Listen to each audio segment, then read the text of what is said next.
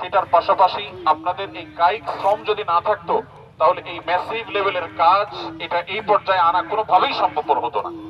এজন্য আপনাদের কাছে আমরা অন্তঃস্থল থেকে কৃতজ্ঞতা আদায় করছি।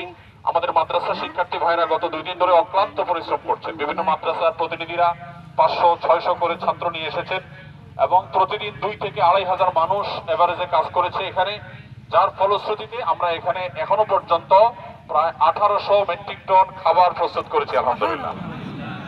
আমাদের সর্বসাকুল্যে ত্রাণ সামগ্রী বিতরণ যেটা হচ্ছে সেটা দাঁড়াচ্ছে ইনশাল্লাহ 4300 প্লাস মেট্রিক টন। তো 4300 মেট্রিক টন খাবার প্রস্তুত করা এটা আমাদের আগে সমস্ত রেকর্ড ব্রেক করে গেছে। আমরা 22-এর বন্যায় সিলেট এবং সুনামগঞ্জ এলাকায় আমরা যে ত্রাণ সামগ্রী বিতরণ করেছিলাম সেটা ছিল 1000 মেট্রিক টন, আর এবার সেটা 4 গুণ বেড়ে 4300 মেট্রিক টনে গিয়ে পৌঁছেছে আলহামদুলিল্লাহ।